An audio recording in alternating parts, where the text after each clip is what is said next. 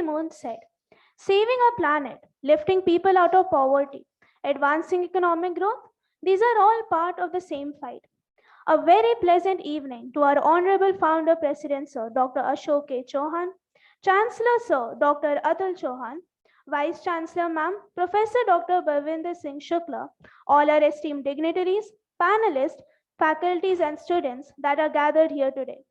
We would like to welcome you all on behalf of MIT School of Economics to the valedictory session of the 5th Hybrid International Conference on Sustainable Development Goals, Harnessing Innovation, Technology and Society 5.0, sponsored by CASA Medicare, Dev Baby Biryani, Mint State and Dito Right. Over the past 2 days, we have all been in this hall listening, discussing, and exploring various themes related to sustainable development goals, ranging from enabling technologies to marketing, Industry 4.0, finance and accounting, Society 5.0, entrepreneurship, and multidisciplinary issues. Together, these explore several problems and provide one inclusive solution: sustainable development. Sustainable development is a dynamic concept, and we need to continuously educate ourselves and adapt to these changes. With these words, we welcome our panelists and invite our head of institution, Professor Dr. Kavita Indapurkar, to give the welcome address to this Augustus gathering.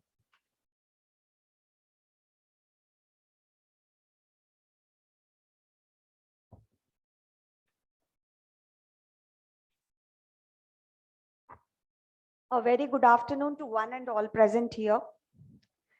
Here we are today at the culminating session of the 2-day international conference on sustainable development goals, harnessing innovation, technology, and society 5.0.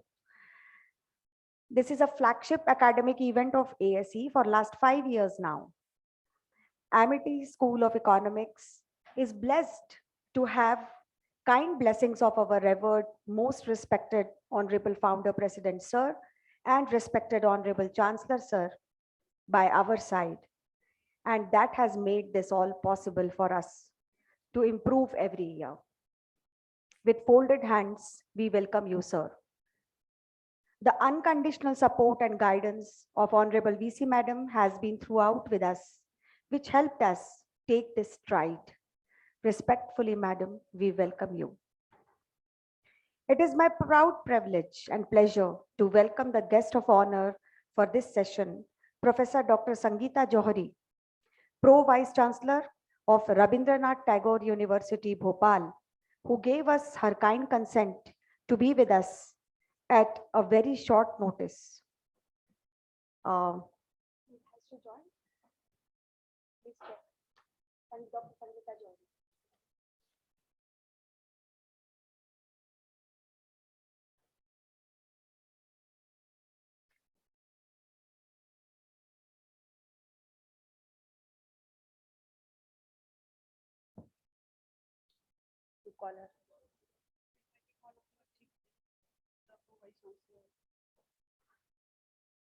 Also, I welcome the keynote speaker for today's session, Dr. Sophie, lecturer in development economics, London, England, United Kingdom. Thank you, Dr. Sophie, for taking out time and sharing your knowledge with us. Also in the panel, we have young entrepreneurs of India. And I'm very proud to welcome Mr. Nilay Agarwal, founder of Vishalakshi Foundation, who is here with us in person. And I'm very much thankful to you for coming in person. And so it is really, so we are so enthusiastic, sir, to see you in person. And I hope and believe that in the next conference, we will have all of us here will be in the physical mode rather. So it is a wonderful 2-day journey where we explored multidisciplinary approach to find solutions for economic, socio-political, cultural, and institutional changes for implementation to be done towards achieving the SDGs or Sustainable Development Goals. The conference provided a wonderful platform for all of us the researchers to showcase their research in different areas. And they also got useful insights for improvement by the session chairs for various tracks. From this platform, I would like to convey thanks to all for showing interest in our efforts. I also convey my heartfelt thanks to all the session chairs for the various 6 tracks that were carried out during these 2 days. And almost 130 papers were presented. Some of them could not be presented because of lack of time, and some of them could not be presented because of some technical issues. Otherwise, they were around 145 papers with us. I welcome you all again and hand over to the organizing team for taking forward from here. Has Madam joined? Okay. Okay.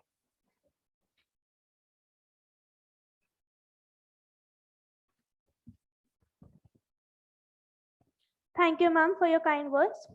Leadership is the capacity to translate vision into reality.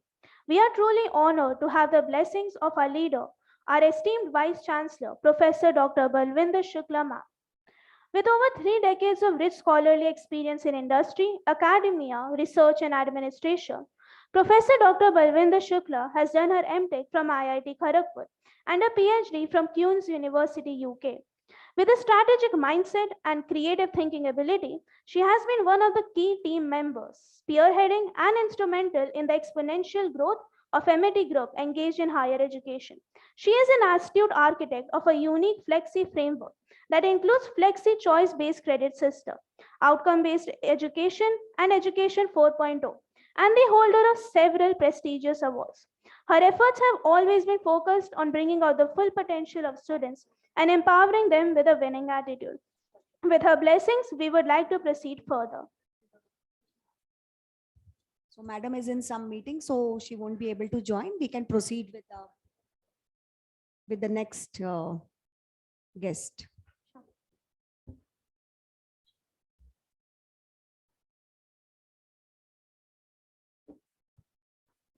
None of us can deny the importance of agriculture, either in the world economy nor in achieving a crucial aspect of our sustainable development goals. However, whenever financial imperatives drive a food industry, it both has the possibility to benefit or destroy the environment, giving low quality nourishment to both. Who to better shed light on this topic than a keynote speaker, Ms. Sophie Van Heulen, a lecturer in development economics at the Global Development Institute, University of Manchester. Her research focus is on primary commodity markets, in particular food commodities, issues around commodity dependency, and financialization of food and global production networks. She was trained in economics at SOAS University of London, where she held a lectureship in economics before joining GDI in 2021. Her research articles have been published in several reputed international journals. She is currently working on the project Reservoir Computing for Macroeconomic Modeling with PIUCL. Ma'am, I invite you to please share your thoughts with the audience. Thank you so much for the kind introduction. It's my great pleasure and honor to address you here as part of the 5th International Conference of the Amity School of Economics on Sustainable Development Goals, Harnessing Innovation and Technology and Society. Before I start, I want to thank and also congratulate the organizing committee for putting together such an amazing, stimulating conference on such an important topic. As already said in the introduction, I will talk about sustainability in the context I know best, which is food and agriculture. And specifically, I will talk about how a financialized food system could challenge, but potentially also support sustainability. I prepared a couple of slides, which I will share now. Give me 1 second.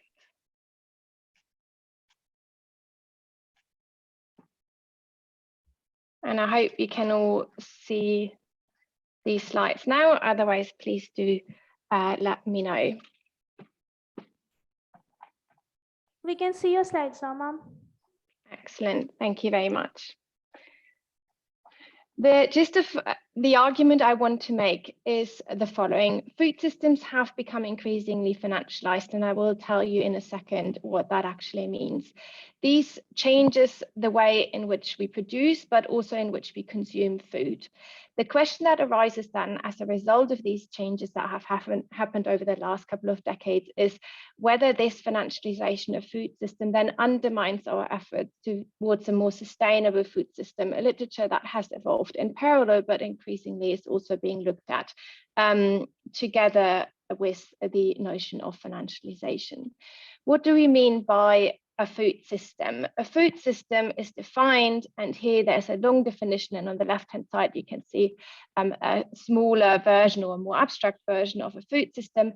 It's defined as the range of actors and the interlinked value-adding activities that are involved in the production, aggregation, processing, distribution, consumption, disposal of food products, and the parts of the broader economic and societal and natural environments in which they are established.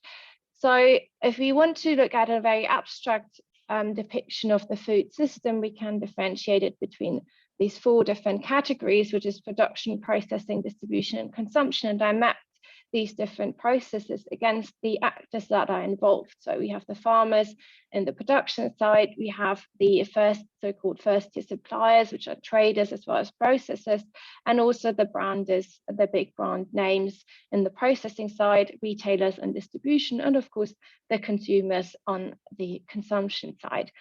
The idea of food system theory is to look at not these different categories of actors separately, but rather acknowledge the interdependency. And that's very important if we want to think about sustainability in particular, because we might want to introduce a more sustainable practice in one segment, but that might actually lead to a less sustainable practice in another segment. And that's exactly the argument I want to make today. So it's incredibly important to look at food production from a systemic perspective and acknowledge the system in which food is being produced as well as consumed in order to understand how we can think about sustainability. Now, what does it mean that food systems have become more financialized over the last decade? What do I mean by that? On the one hand, we have the so-called shareholder value doctrine, which is the idea that more and more large corporations are producing value not for the workers or even the CEOs, but actually for the shareholders that are owning shares in these corporations. These tendencies or this new doctrine or dogma that has emerged since the 1980s or early 1990s has led to arguably a restructuring of how food is being produced and the global value chains around this food production.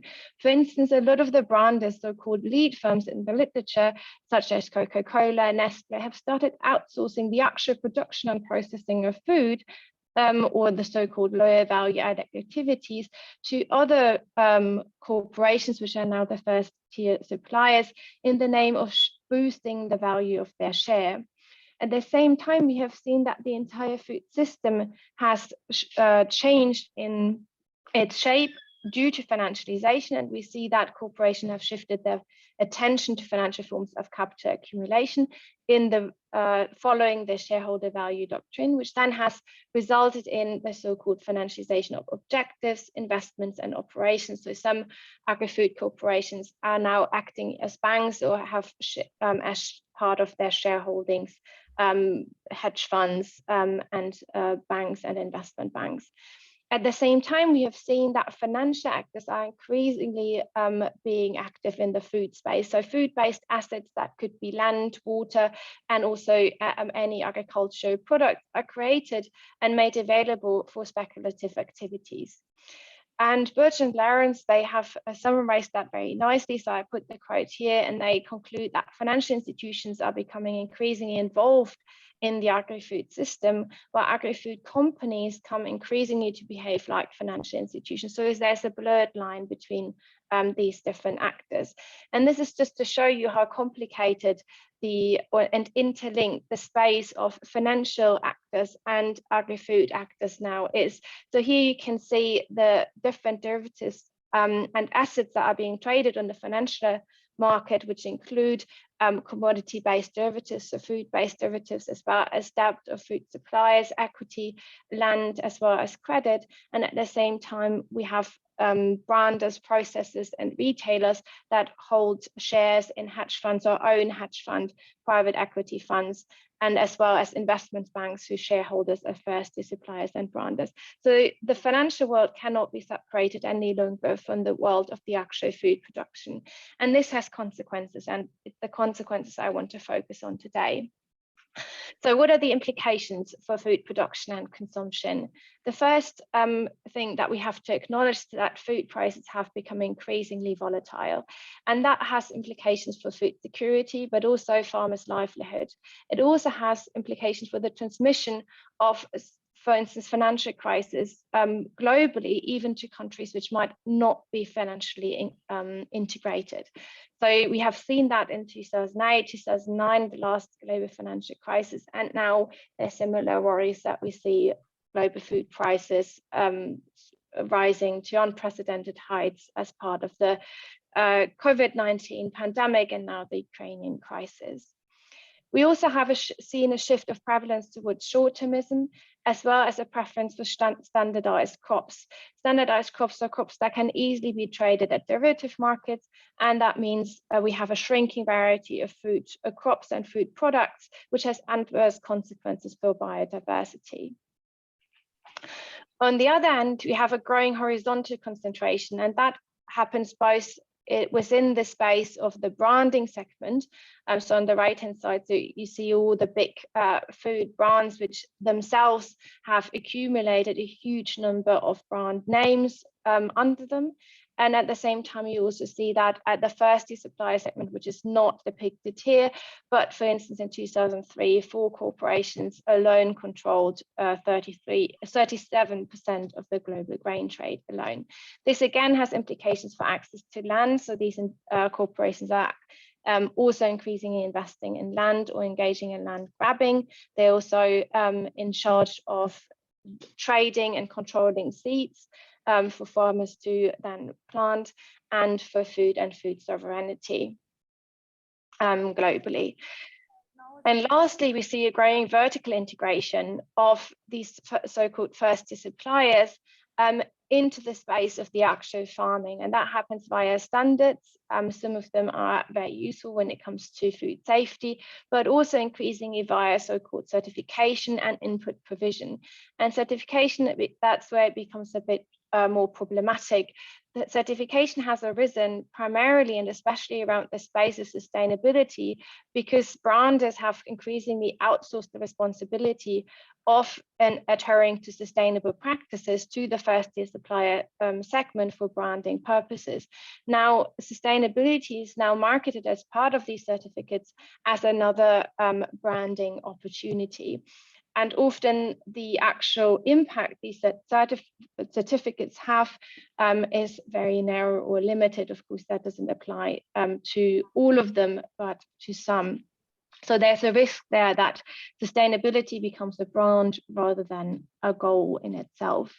There's also a growing consumption of cheap and highly processed food, which we have seen across the world as these large multinationals become to dominate the food space, which has led to a double burden of malnutrition and obesity, with devastating consequences for global health systems. Now, if you then think about what the consequences are for the notion of sustainability in terms of a sustainable food system, let's think about how do we define a sustainable food system first. So again, this is the FAO definition, which states a food system that delivers food security and nutrition for all in such a way that the economic, social, and environmental basis to generate food security and nutrition for future generations are not compromised. So this definition, of course, breaks down into 3 different categories: economic sustainability, social sustainability, and environmental sustainability. Economic sustainability translates into profitability, which of course is maintained under a financialized food system, although the question is profitability for whom. So here the shift went from actual corporations and shareholder towards shareholders. Then social sustainability, which is the benefit for society at large, and environmental sustainability, which means that it's a sustainable food system or food production should have a positive or neutral impact on the natural environment. Now, can we think about, or can we declare today's food system or food production system as sustainable?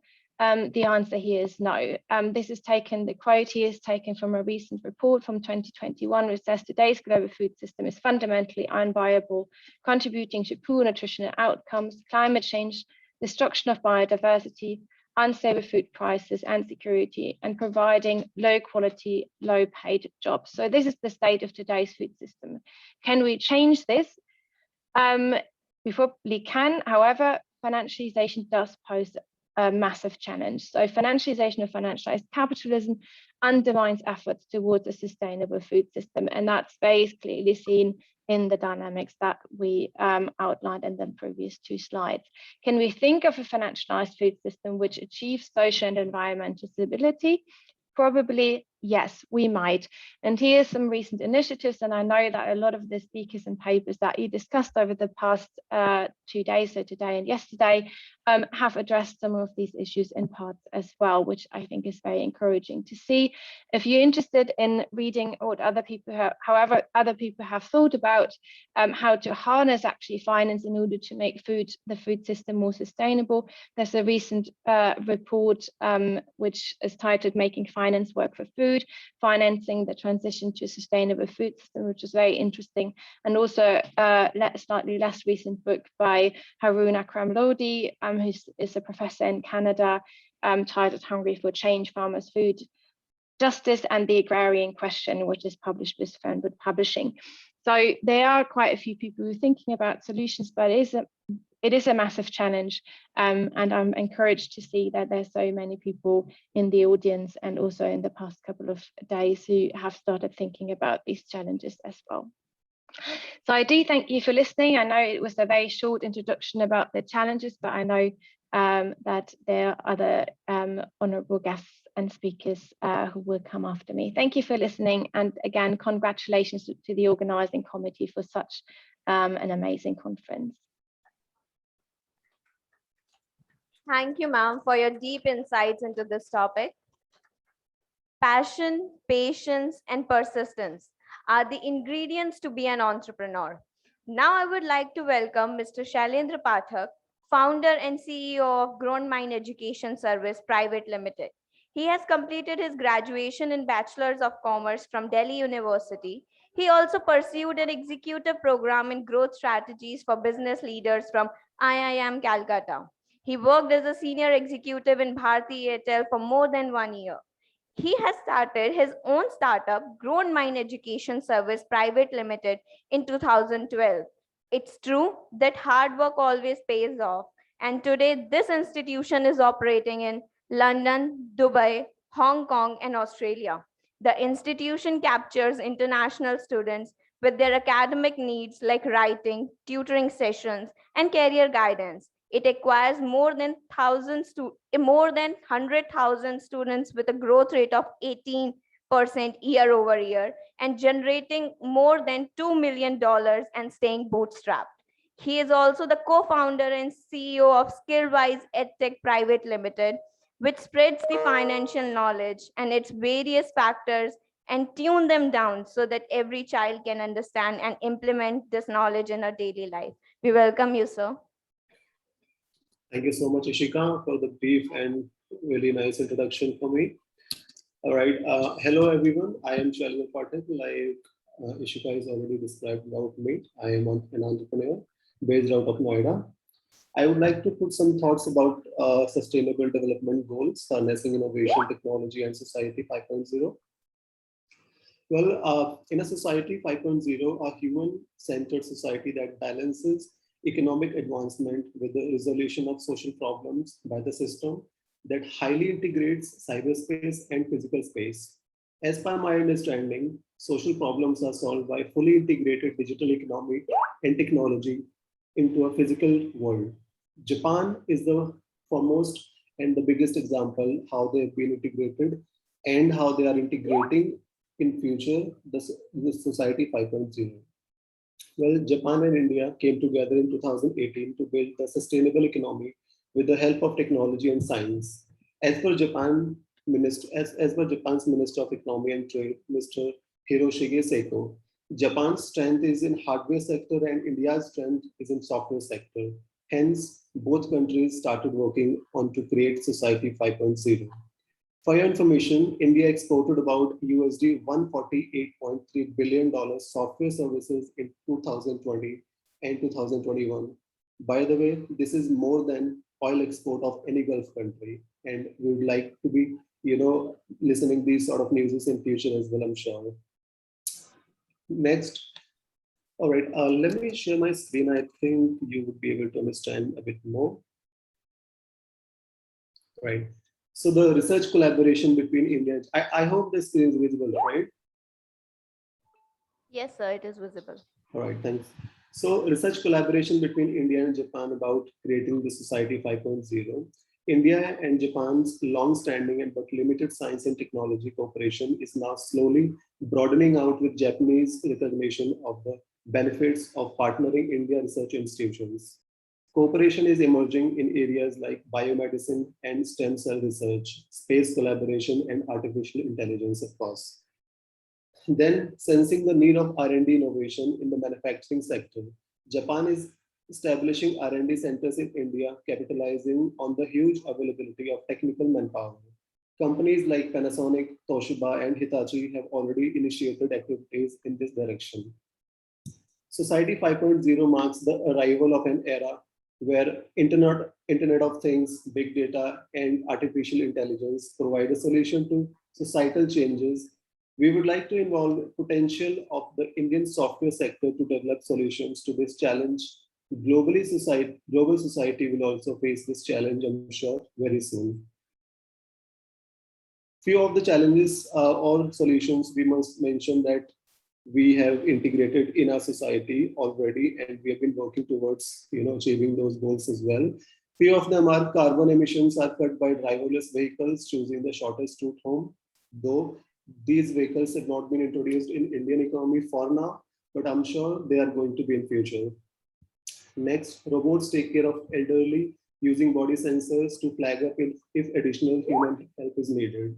And of course, we all are aware that robots and other technology is being used in most vital restaurants around the world, like Tokyo and New York and other Sydney restaurants. I have been witness myself about it. Robots are serving, food and beverages over there to the table. Next is artificial intelligence, which will initiate and intimate you automatically about your health records, ease the work burden, reduce the efforts of getting data from anywhere to anywhere. Few of the points are like big companies have already mentioned the data that shows that PwC estimates 14% additional growth, which is $15.7 trillion of GDP growth over existing trends by 2030 due to AI. Accenture reveals that doubling of developed countries' gross asset value due to AI, which will be doubled in coming years. Third one is, as per Accenture, AI to add USD 957 billion to India's economy by 2035, which is a huge number, and this is a huge revelation that how AI is going to change our life in coming time. This is a short but knowledgeable creative that you can see in your screen, which clearly shows that current information society is 4.0 and how it is going to be transformed into coming time. So I think this is saying enough itself. I hope you would like to see this more. This is like person access and retrieve and analyze the information, how they are dealing with this. A person searches by navigation system, a person analyze information, robots produce under control of human. So this is 4.0. And now how it is going to be in 5.0, which will be big data analysis and artificial intelligence that creates more automation in human lives. The next one is big companies that integrated Society 5.0 model, of course. They are like Society 5.0 concept fully integrates with Hitachi's vision, like I've mentioned earlier as well. Hitachi is one of the companies that integrated the model of Society 5.0. So vision of the sustainable society where everyone can live safe and fulfilling life. Hitachi is building products that are environmental friendly, that keep society sustainable and balanced. Another one is Tesla. Tesla has launched automatic driving cars to reduce the human error and save the lives. Another is Amazon and other e-com companies and portals, of course. These companies have been switched from polybags to paper packaging material. That itself says a lot about human intervention and human life saving. They are initiating these, things in their, daily culture and operational things into the companies. A lot of other companies around the world launched electrical vehicles and solar panel concepts. A few of them like Ather and Ola are the industry leaders who have launched electrical scooters to save the carbon emission around the society. Now I would like to present another creative which says a lot about it. I will elaborate one by one. The first one is current society that says knowledge and information are not shared and cross-sector value is difficult to create. But this is current situation. How it is going to be in Society 5.0? It says Internet of Things will connect all people and things, all sort of knowledge and information will be shared and totally new value will be born, of course. The second one is the problem or the current society issue is a variety of constraints exists with the respect of social problems, such as the aging society and regional depopulation, making a sufficient response difficult. But the solution will be in Society 5.0 is social issues will be overcome and human will be liberated from various type of constraints, which will be the help with the help of technology, of course, like AI or big data things. The third one is the problem is with an overflow of information, the work of finding and analyzing the information desired is difficult and burdensome. But the solution in Society 5.0 will be AI that will free humans from the burdensome work of analyzing huge amount of information, and that will be on automation, of course. The fourth and final, people do large amount of work manually. Their abilities had limitations and still have limitations, and the behavior of the physically challenged is constrained. But the solution is the possibilities open to humans will expand through the use of robots and automatic driving cars and other automatic things. With all this information, guys, I would like to wind up considering the time constraint, and there are other people as well who need to keep their thoughts as well. And I would like to thank you all for giving me this opportunity. I am really obliged with this. Thank you so much. Thank you, sir, for your motivational words. Thanks, Ishika. Thanks. Have a nice day. Bye, guys. Now, it is with immense pleasure that we announce the presence of our revered chief guest, Dr. Sangeeta Johri ma'am, the Pro Vice Chancellor of Rabindranath Tagore University, Bhopal. With over 20 years of experience in teaching and research, she completed her PhD in economics from Bhartula University, Bhopal. She is also a certified career counselor by ISCHS Bangalore. She is well versed with statistical software knowledge and has conducted workshops on research and statistics in institutions across India. She has received Utkrisht Siksha Samman from Madhya Pradesh Private University Regulatory Commission, Bhopal in 2018. She has also received Best Teacher Award by AIS ECT Ltd Bhopal in 2019 and Innovated Train Award by IST Bhopal chapter in 2019. She has published more than 40 research papers in journals of national and international Scopus Index journals and co-authored 2 books. Recently, her edited book on transforming India through policy initiatives and Road Ahead was published. She is also a member of various boards and committees in various institutions. Ma'am, it is a privilege to invite you to share your thoughts with our audience. Thank you. Am I audible to all of you? Yes, ma'am, you are audible. Okay, thank you. So, good evening to distinguished panel sitting on dais, and off dais also I can see that students and teachers are sitting there. And it's around 5 p.m. We are in the valedictory session, so I can understand the anxieties and all the things which we always have as an academician. So not taking too much of time. First of all, I extend gratitude to the organizing team for inviting me on this occasion.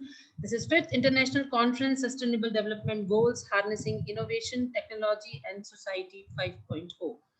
I extend thanks to all the participants, and by heart, I extend congratulations to all the budding researchers, those who have presented their papers. I got to know even what few of my own scholars also have presented the things over there. It is when we talk about the conference or when we talk about the such intellectual gatherings, it is nothing but gathering of thoughts, pooling of thoughts, and actually to have something real-time action. When we look into the theme, and I know that this theme, Dr. Kavita Andavurkar and Shalini ma'am's team, since 2013, if I'm not wrong, you people are having this theme of sustainable development goals, and we all know that these goals are there and we are supposed to attain all the goals by 2030. But it is not possible without the intervention of the higher education institutions, and that's what you guys are doing a great job by asking the research papers, by asking the real-time research on such a relevant and apt theme. And obviously, out of this conference, the outcome of this conference will definitely give the insights to move further. Also, as an academician, I have seen recently that we are also including the industry officials, as I've seen the presentation before me, that person was giving. So it is actually, we are seeing that if I'm doing some research, that journey is not and up to the research, it is also converting sometimes into real-time startups. And if in that regard, you can see AICT is also now going for this kind of thing, which we say PhD to startup, a journey from PhD to startup. So all these things nowadays, it's not culminating in the library itself, but it is actually going to the ground and coming up as a real-time research. These three words, when we talk about innovation, technology, and society, everyone knows, but I just would like to say a few lines on this. That from the technological perspective, we live in an information society, and innovation has become a key activity of this information society. Talking about the innovation, the grassroots innovation is actually has taken a real pace these days. And most important is the diffusion of this innovation is very, very important. The fundamental thing which Roger explains is that how you diffuse this innovation to the society, how this innovation is really being acceptable by the society. So definitely such kind of conferences help us to support that diffusion process at a very initial stage. Like if a researcher is coming up with an idea and he or she is presenting over dais, and that is actually acceptable, so that that way the person gets the chance, which earlier time it was missing. So now as an HEIs, we people have this responsibility to support this innovation, to bring out this innovation in the society. And nowadays we are actually looking for the innovation in technology, provided it should not harm our environment and it should not harm our society as such. So the time is to integrate these three words, innovation, technology, and society, which is actually for the society which is sustainable. And that is why this word is having a key, what you say is the key word these days, that whatever we are doing, it should help us and it should help our future generation as well. And we are seeing the recent times, the young Turks, the youth is actually transforming, and they are coming up with real-time social enterprises which supports the innovation. And they are also giving the young new startups which are really working in the areas of energy, mobility, accessibility, and too much. If you see IIC, if you see AICT, they are also taking initiatives, establishing IIC in various institutions, whereas a lot of hackathons are being organized, and it is also supporting the youth. So in nutshell, as an academician, as a pro-vice chancellor, I would like to address all the young Turks who are sitting here, that come out with your innovative capabilities, at least present that before the panel, have that courage to come forward with new things, with creativity, and we as in higher education institutions and now the government is ready to support that and is ready to handhold you for bringing out this new society, that is society 5, which will be definitely a sustainable society and which will support our dream of India, that is Atmanirbhar Bharat. So with this line, I would like to give a pause on my speech because I know that time is a big constraint. And if an academician starts speaking, they never give a pause to that. So thank you to all. Thank you to all. Best wishes. And once again, congratulations. And also the congratulations for the release of the edited book, Dr. Kavitanga Pulkar and team. Congratulations for that release. And I'll be waiting for the next release in the next conference. Thank you. Thank you. Thank you for giving your kind consent at a very short notice. Thank you. Thank you, Dr. Kavitanga. Thank you. Thank you, ma'am, for your motivational and knowledgeable words. A man there was, and they called him mad, but the more he gave, the more he had. Now I would like to invite our next keynote speaker, Mr. Nilay Agarwal, the proud founder of Vishalakshi Foundation. Sir has completed his graduation in mechanical engineering from Babu Banarasi Das National Institute of Technology and Management, Lucknow. He has worked with Wipro as an associate. He has also worked as a senior research analyst with High Beam Global and has been awarded as the Fantastic Newcomer, Employee of the Month, and Performer of the Year awards. He is the founder member of Managing India Operations, A Billion Hopes, which is the world's first integrated ecosystem to eradicate poverty. He started his own NGO in January 2019, Vishalakshi Foundation, to serve the country by upliftment of weaker sections of the society. This foundation is currently running 12 dream schools for underprivileged children in slums of India along with midday meals. The foundation has been featured by Forbes India, Sony Picture Network, The Better India, Hindustan Times, and many more. They have been awarded by Srimati Anandi Ben Patel, Governor of UP, for their excellent work during COVID pandemic. So I would like to invite you to address the August gathering.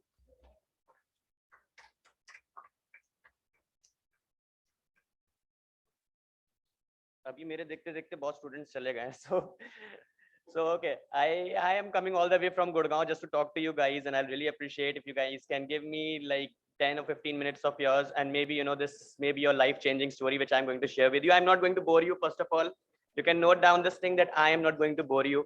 I'm going to share my journey with you, a journey which means a lot to me. So yes, as I have been introduced, my name is Nilay Agarwal and I call myself a father of 1,500 children. Right, I'm 29 years old. You must be shocked that why I call myself a father of 1,500 children, and there is a story behind it which I am going to share with you. So how Vishalakshi Foundation started. We all have one person humanity in our heart. Like we want to do something for the children, you want to do something for the animals, we want to do something, right? Even I was a student. I graduated in 2015. It's not long back. So I always, whenever you used to cross the railway stations, I used to cross any, footpaths, I used to see a lot of children begging. I used to see a lot of, underprivileged people. I wanted to do a lot for them. I was not able to do, I was not ready. At that time, I thought, no, pocket money is not enough. I will not be able to make a huge difference. I will not do it right now. And then slowly and gradually I I graduated. I landed up with a job in Wipro. My salary was not so handsome. So I used to think that I am not ready. I'm just a fresher. My salary is not so handsome. Whenever, I will make money, whenever I have good money, then I will start something like that. And I'll start helping people at a wider scale. And then I landed up into another job. The salary was better, but shifts were not good. Like sometimes I'm working in night shifts, sometimes I'm working in the day shifts. Now I'm like, whenever the day shifts will be there, whenever my salary will be handsome, I will do something. And I kept on neglecting the dream which I always wanted to fulfill until one day. So back in 2018, September, my friend called me. Like, you guys are so young, you have friends, right? There was a friend of mine. She was quite healthy and she called me one fine day and she said to me, Nilay, yaar meri shaadi hone wali hai. I'm about to get married. And I was like, wow, this is a good news, because someone in a friend circle for the first time is getting married and we were excited about it. So she told me, I'm very excited. मुझे तो पहले हमेशा से यो Honey Singh type के लड़के पसंद थे, अब जाके मुझे कोई decent सा लड़का मिला है. So I was like, okay, so what does this guy do? So she said that this guy works with JP Morgan Chase. He's making 25 lakh rupees per annum. Good guy. He's working in Bangalore, and and next week I'm going to Bangalore to meet him, and everything was so planned. We had a conversation for 40 minutes. It was one of the best conversations I had with her, and I congratulated with her, and she said that, Nilay, you have to organize the bachelors. We'll go and we'll do things, and everything was planned. We were happy, and that The call completed. After 3 days, just after that call, after 3 days, I received a call from a mutual friend, Aishwarya.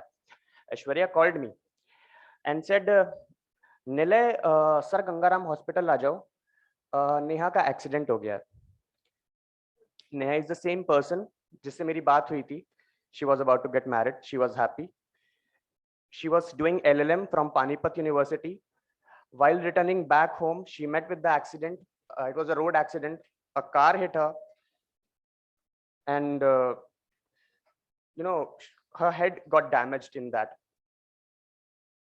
I still remember, it is so raw in my mind. I was, sleeping when I received this call. I was so shocked to understand that. I rushed to Sir Gangaram Hospital from Gurgaon. I went there and I saw the complete family. I saw that how things, are happening so fast. Like in a blink of eye, things are happening. For 2 days, I was not able to meet her. There were only 2 slots where you get an opportunity to meet someone. After 3 days, I got an opportunity to go and see her. When I went to her room, she was in coma. Her head was completely damaged, and I still remember it was so bad to see her. आप सबने 3 Idiots देखी होगी, right?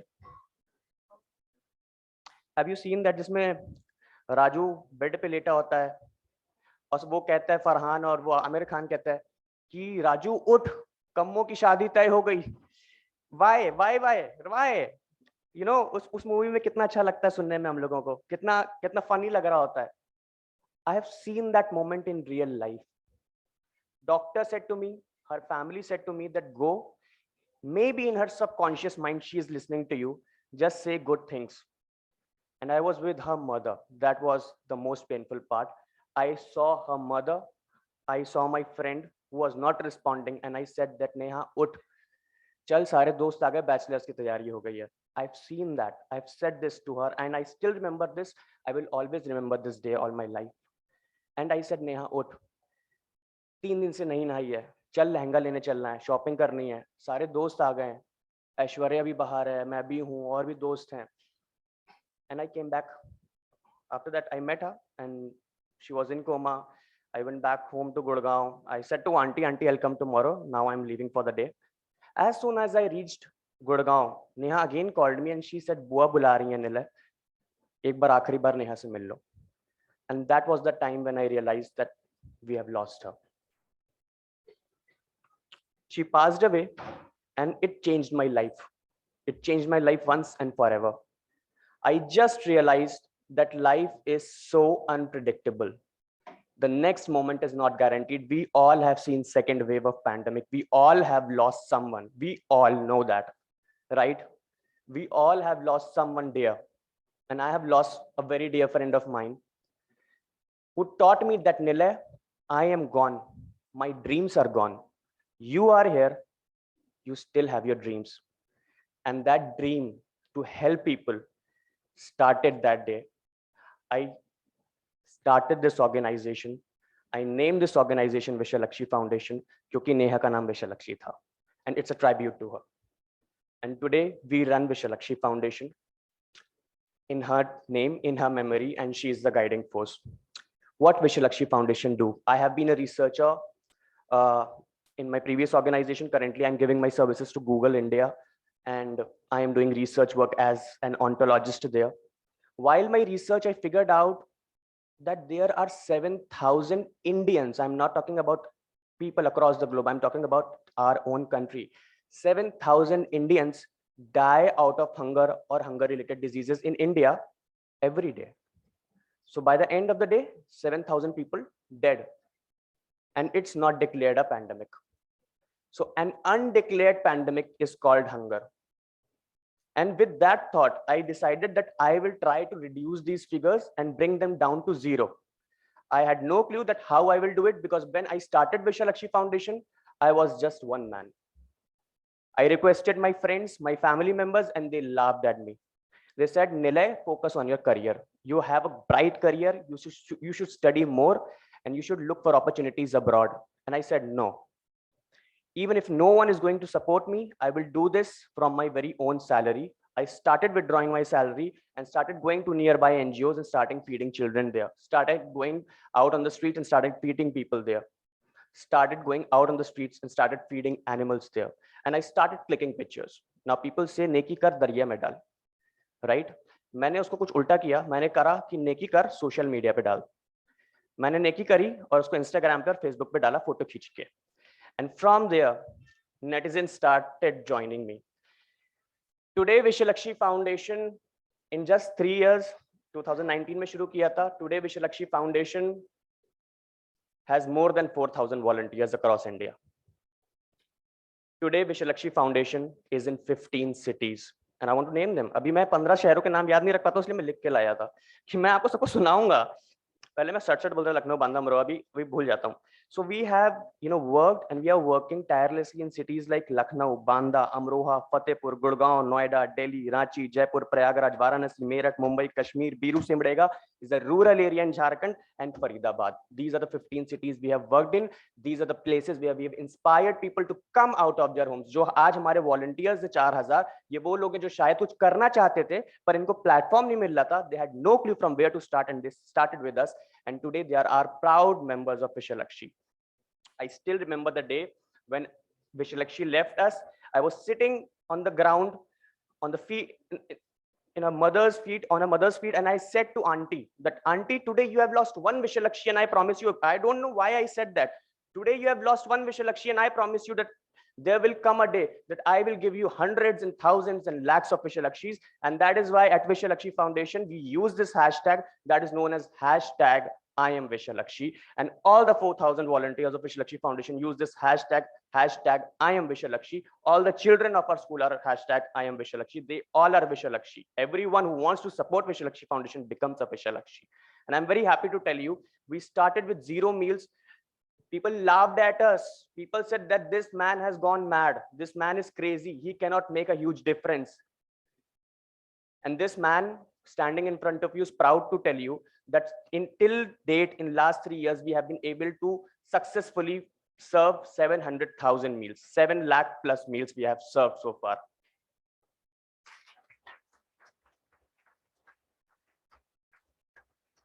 मैं शायद भूख तो नहीं खत्म कर पाऊंगा,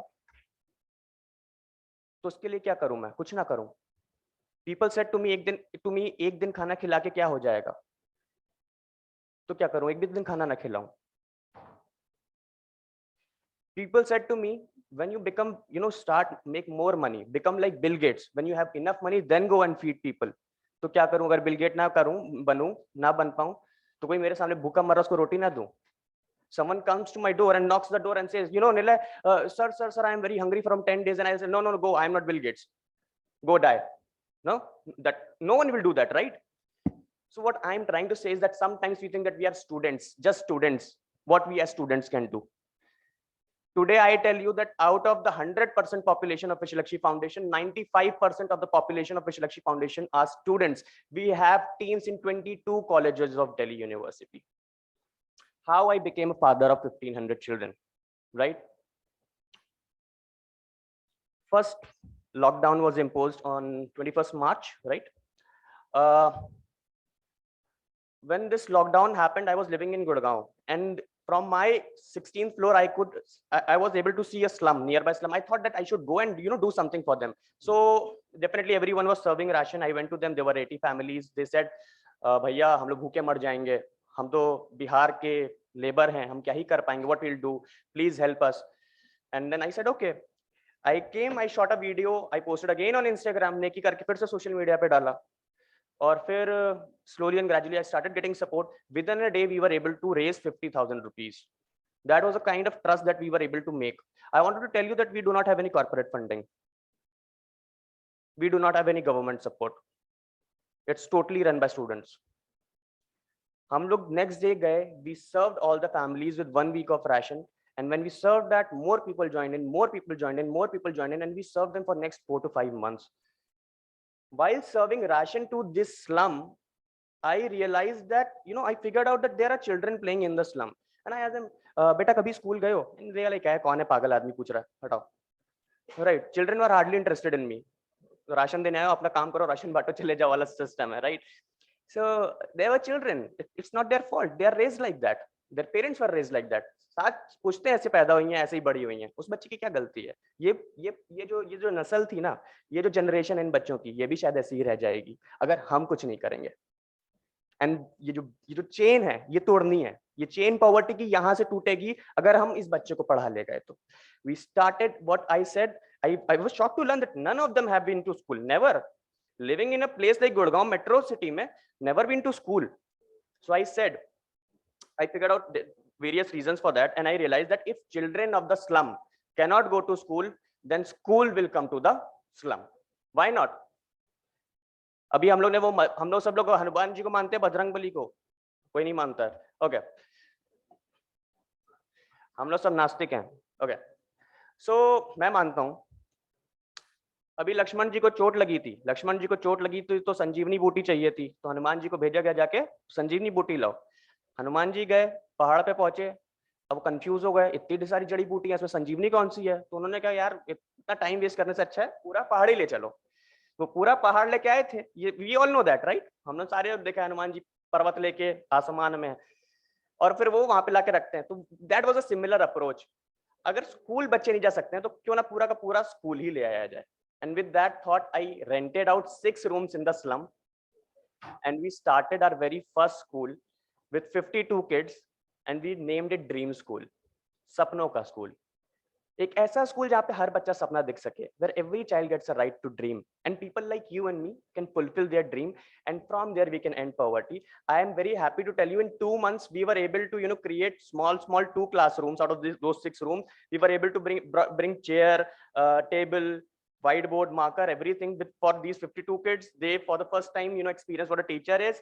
And when this happened, I realized that if it can happen for one place, if we can do it for 52 children, if we can make one dream school, then why not make another? So this is the first clip that can you see the screen, right? So जिस slum में मैं गया था, उस slum की ये 6 room है, जिसको हमने बाद में ड्रीम स्कूल बनाया अपना. So this is how this place used to look. अच्छी लग रही है, सुंदर लग रही है बहुत. अभी कैसी लग रही है? बेटर? ओके, अगर बच्चे आ जाएं तो मजा ही आ जाए. और बेटर? एंड नाउ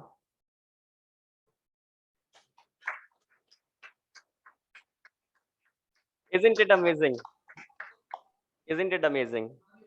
इन बच्चों के घर में पंखा भी नहीं है, स्कूल के अंदर पंखा भी है, लाइट भी है, खाने को मिड डे मील भी डेली मिलता है. वो वाला मिड डे मील नहीं जिसमें छिपकली निकलती है. ये वाला मिड डे मील है जो हम और आप भी नहीं खा पाएंगे. हम लोग इतना इनको डेली छोला चावल, राजमा चावल खिलाते हैं, पनीर खिलाते हैं. हम लोग इनको उससे ज्यादा क्या देते हैं? प्यार. We at a dream school teach love. We teach English, maths, literature, everything, but we teach them love also. That is very important. Today I want to tell you that I started this dream school in Gurgaon with 52 children. अभी इसमें से 52 के 52 जो हैं government school में जाने लग गए. कल गवर्नमेंट स्कूल का रिजल्ट आया था और हमारी 3 बच्चियां क्लास में सेकंड आई हैं. They have been promoted. All the students have passed. They all are going to the next class. Can you imagine a child who might have never gone to a school? ये अपने परिवार की पहली पीढ़ी है जो पढ़ रही है. यहाँ से गरीबी टूटेगी और बदलाव आएगा. जब ये हो गया तो मैंने कहा दूसरा स्कूल बनाते हैं. और दूसरा स्कूल बनाने से पहले मैं लखनऊ गया और मैंने कहा यार कुछ साफ सफाई करते हैं. हम लोग एक प्रोजेक्ट चलाते हैं for climate. We call it project CNG, clean and green. Okay,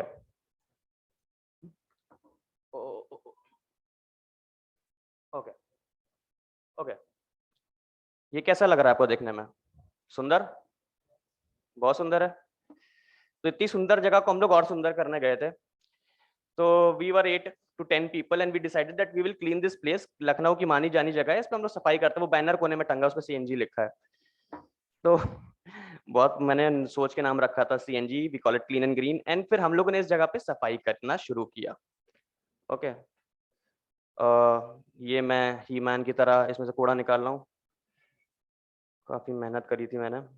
and it was winters. आप देख रहे हो ना, मैं जैकेट वैकेट पहना हूं. सर्दियों में भी हम लोग करते हैं इतनी मेहनत.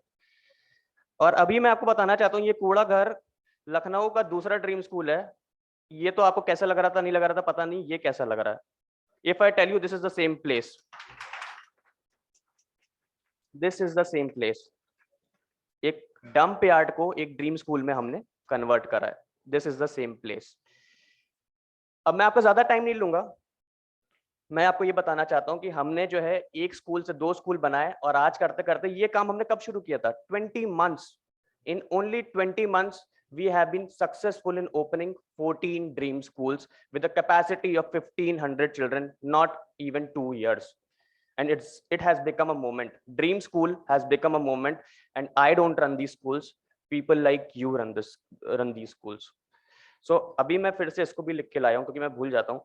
अभी हमारे पास 2 ड्रीम स्कूल हैं लखनऊ में. We have 2 in Gurgaon, we have 3 in Delhi, Karol Bagh, Kashmiri Gate, Bawana में. We have 1 in Ranchi, we have 1 in Prayagraj, we have 1 in Varanasi, we have 2 in Mumbai, we have 1 in Biru Simdega, Faridabad, and we have 2 in Kashmir.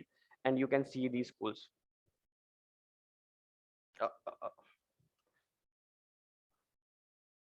So this is one center in Karol Bagh. ये सारे बच्चे labour के बच्चे हैं. This is in Mumbai for 200 children in Jogeshwari West.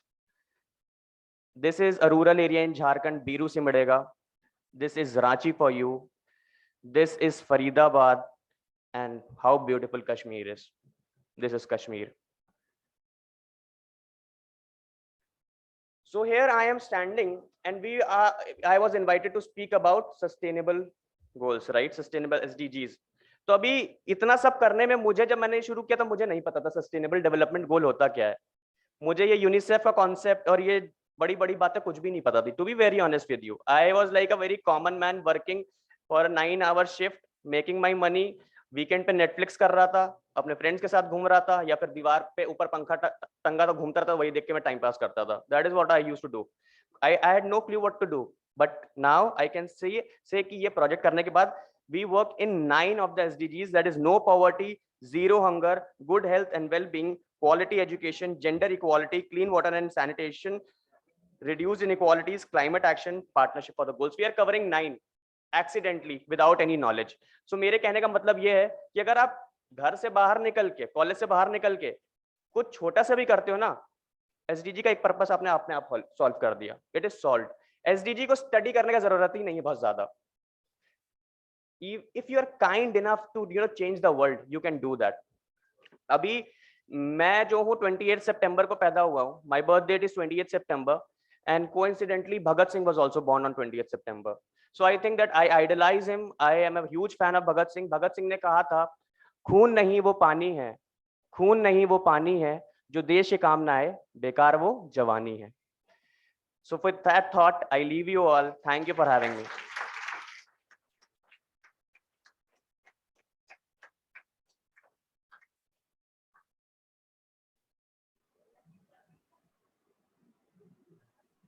Thank you so much, sir, for such a motivational speech. Now I would like to thank our sponsors, Himanshu Yadav, Diet, CMO and founder, Dr. Stanley Kurana, Casa Medicare, CEO and founder. And I would like to invite our sponsor, Anil Kumar, CTO and founder of De Biryani.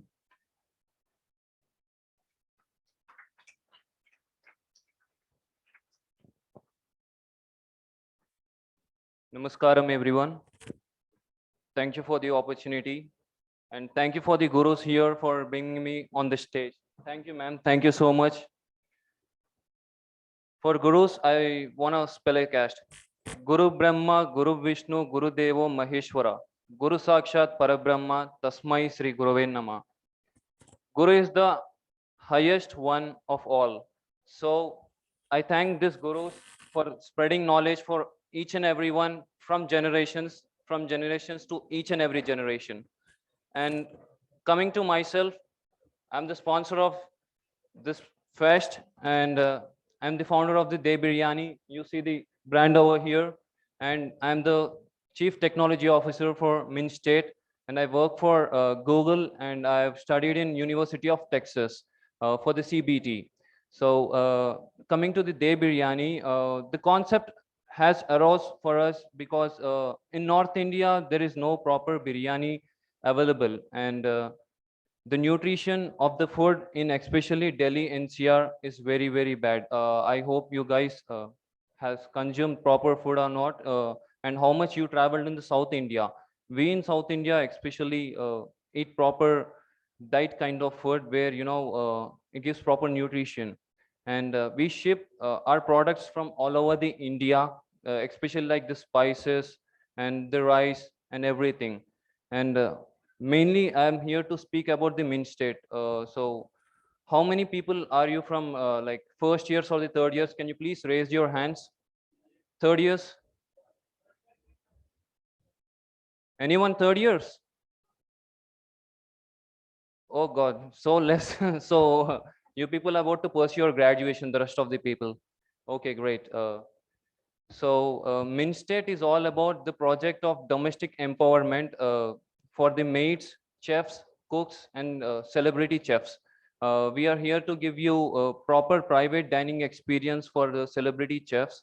And for the maids, especially, there are too many challenges for the domestic services in this nation and all over the globe.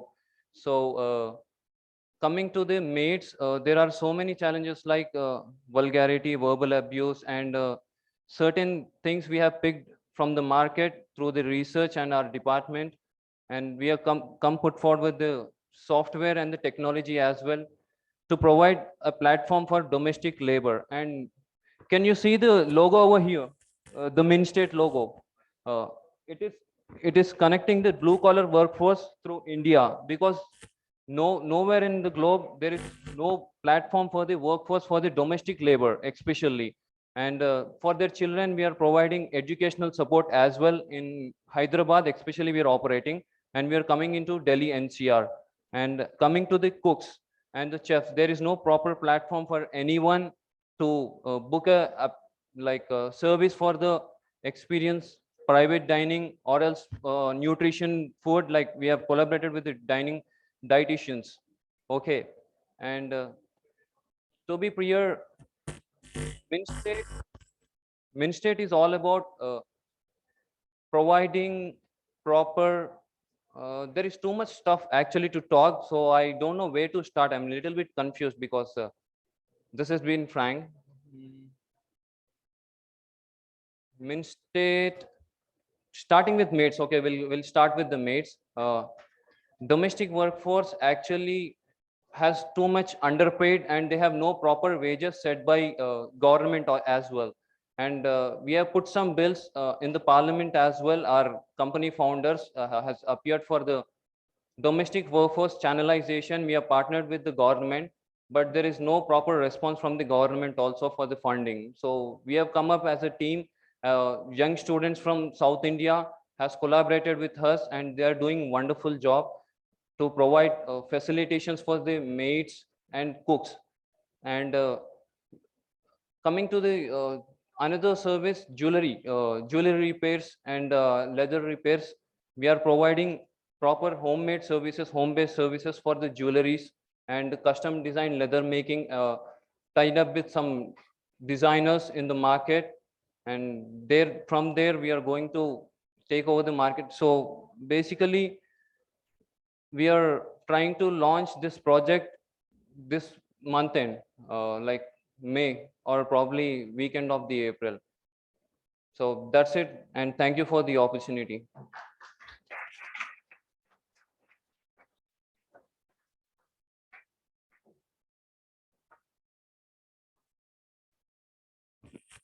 Thank you, sir. Now we would like to invite conference convener Dr. Neeru Sidhana for presenting the conference report.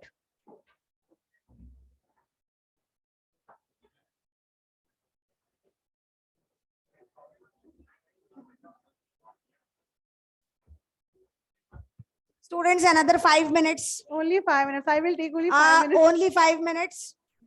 I know it's high time, but really we have to. I know, we 9 know people that. are with us. 5:30 bus will go. We know Yeah. that. Just 5 minutes.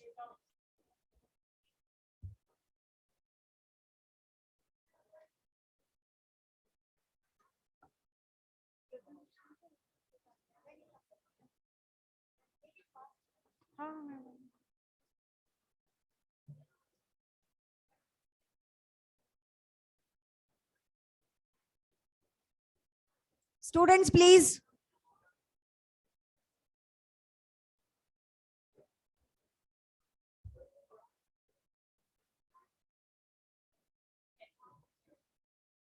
Within 5 to 7 minutes, we are going to end the session. Thank you so much for your support and patience.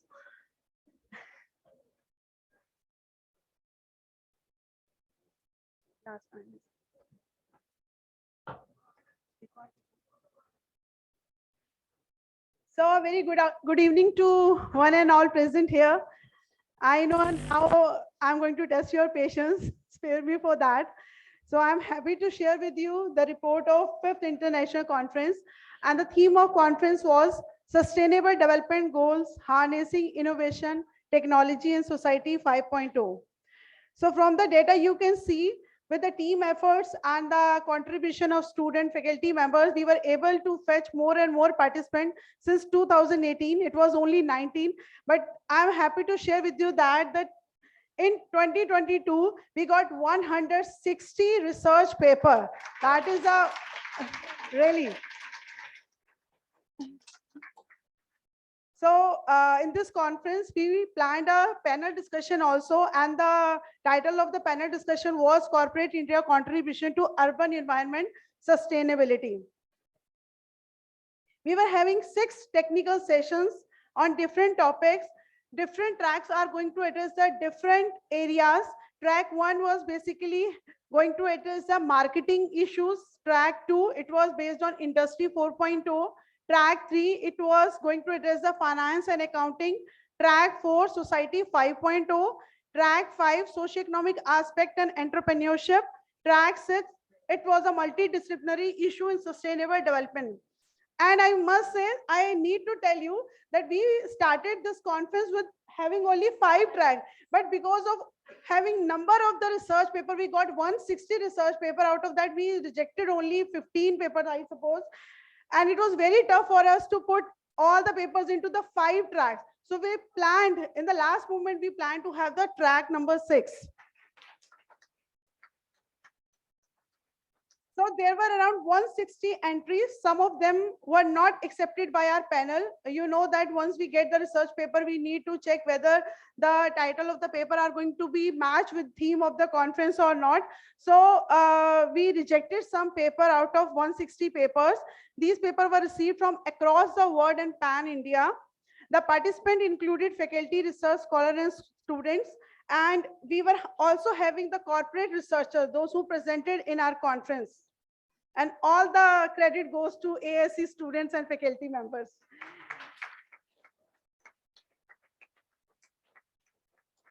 So you can see we got the paper from across India. It was from Delhi, South Korea, Uganda, Assam, Gujarat, Haryana, Karnataka. The much contribution, you can say more and more contribution was of the research scholar because it is mandatory for all the research scholar to participate or present paper in the conferences. So we got 55% contribution from the research scholar, 28% from the faculty members, 10% from corporate researchers, because it is because of their interest to still remain into the research area. That's why their number or ratio is less. And 7% contribution was from students. And I'm happy to tell you that 56 paper I got from my ASC, Amity School of Economics. That is a really big number. So some of the important insight from the conference. So with the conclusion of 5th International Conference on Sustainable Development Goals, we can all feel the depth of the saying, all is well, that's end well. The conference has been a resounding success due to invaluable guidance of Honorable Founder President Sir, Dr. Ashok K. Chauhan, Chancellor Sir, Dr. Atul Chauhan, Vice Chancellor Man, Professor Dr. Balwinder Shukla, and Professor Dr. B.K. Bandyopadhyay. Contributing to the success of this conference are the efforts or contribution of esteemed dignitaries, learned scholars, panelists, faculty, and students. Last but not the least, huge appreciation from the organizing team of the faculty and student who served as the backbone of this prominent event. So you can clap for yourself also. The conference started with the inaugural ceremony, which was filled with the visionary dignitaries from both academia and industry. And I thanks them for imparting us with their enlightening insights on the topic ranging from roti, kapda and makan, Indian ideology, take on sustainability to sustainability in data-driven and innovation society to generating awareness. Next, we had a panel discussion on the corporate contribution to urban environment sustainability. Panel discussion are the hallmark of modern conferences and events, even virtual ones. The purpose of our panel discussion was to spark conversation between the group of expert, industry, and thought leaders so that the audience could learn from their disclosure and interaction. Under the banner of our conference, we had 6 technical sessions. Track 1. So I'm just going to brief you out about our tracks because I feel like that 6 parallel sessions were going on into the different venues. So you were not able to understand like actually how many tracks were held and what was the major themes in different tracks. So track 1. The first session was going to deal with sustainable development and enabling technology in marketing. In this, we had research paper related to gamification, usage of new social media marketing to the analysis of international marketing principle in emerging nation. The session sought to advance knowledge of how to effectively improvise the functioning of global innovation system for the sustainable development of technology in marketing. Then we were having the track 2, which was based on industry 4.0. There was a vibrant discussion from academia and industry researcher on the concept dealing with sustainable industrialization, emotional intelligence, robotic workforces to the effect of sustainable development in industry 4.0 on the labor market. So these are the titles of the paper which I'm going to discuss with you that were presented by the different researchers in different tracks. Track 3, it was based on the finance and accounting. So finance and accounting means all the paper which were presented in track 3, that was from the finance domain people. So through the discussion, we understood that this will require action on several fronts, including harnessing and maximize technological innovation in the field of finance. The fourth session was based on the Society 5.0. The presentation looked into key issues and challenges that confront society in effort to build a sustainable future society. Track 5 was based on socio-economic aspect and entrepreneurship, and track 6 was based on multidisciplinary issue. Culminating the report in total, we would like to thank all the faculty coordinators, track heads, organizing committee, chief reporters, IT department, and logistic team for their invaluable support for smooth progress of this 5th international conference. I also thank all the audience for their patience in making this conference a successful event. Yes, thank you so much. Thank you, ma'am. Now we would like to invite our head of institution, Professor Dr. Kavita Indapurkar, and the convener of our conference, Dr. Neeru Sidhana, to give memento to our esteemed guest, Mr. Nilay Agrawal.